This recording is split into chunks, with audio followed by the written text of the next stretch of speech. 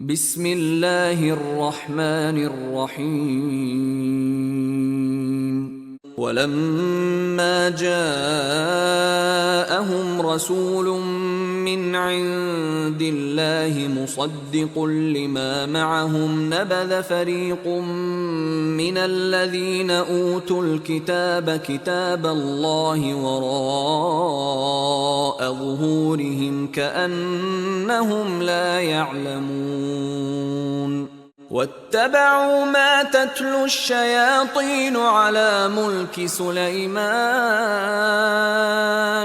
وما كفر سليمان ولكن الشياطين كفروا يعلمون الناس السحر وما أنزل على الملكين ببابل هاروت وماروت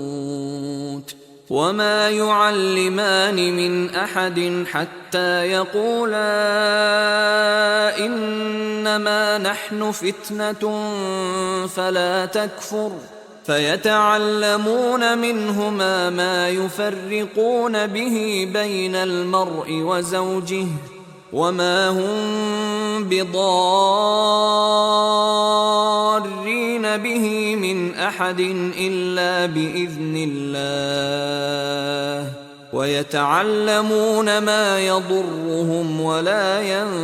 ينفعهم ولقد علموا لمن اشتراه ما له في الآخرة من خلاق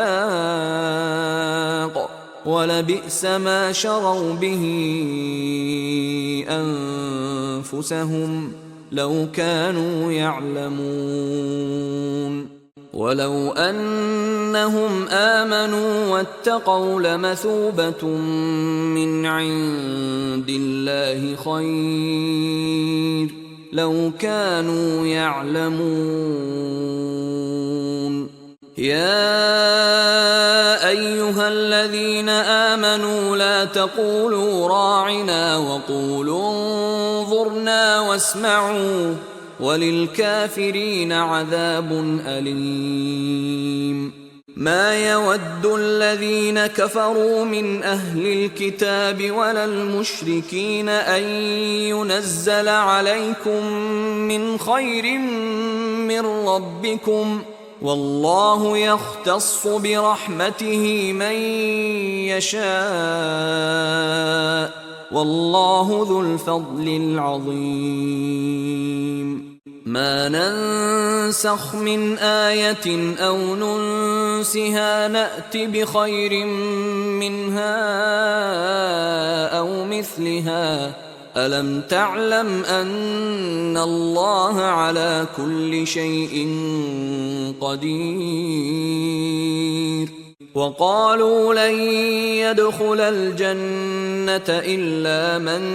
كان هودا أو نصارى تلك أمانيهم قل هاتوا برهانكم إن كنتم صادقين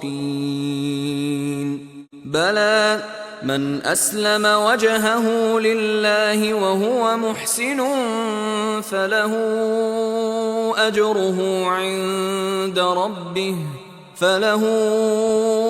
أجره عند ربه ولا خوف عليهم ولا هم يحزنون وقالت اليهود ليست النصارى على شيء وقالت النصارى ليست اليهود على شيء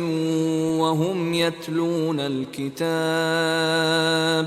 كذلك قال الذين لا يعلمون مثل قولهم فالله يحكم بينهم يوم القيامة فيما كانوا فيه يختلفون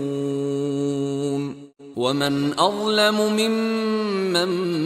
منع مساجد الله أن يذكر فيها اسمه وسعى في خرابها أولئك ما كان لهم أن يدخلوها إلا خائفين لهم في الدنيا خزي ولهم في الآخرة عذاب عظيم. ولله المشرق والمغرب فأينما تولوا فثم وجه الله إن الله واسع عليم. وقالوا اتخذ الله ولدا سبحانه بل له ما في السماوات والأرض كل له قانتون بديع السماوات والأرض وإذا قضى أمرا فإنما يقول له كن فيكون. وقال الذين لا يعلمون لولا يكلمنا الله أو تأتينا آية كذلك قال الذين من قبلهم مثل قولهم تشابهت قلوبهم قد بينا الآيات لقوم يوقنون. إنا أرسلناك بالحق بشيرا ونذيرا ولا تسأل عن أصحاب الجحيم. ولن ترضى عنك اليهود ولا النصارى حتى تتبع ملتهم قل إن هدى الله هو الهدى ولئن اتبعت أهواءهم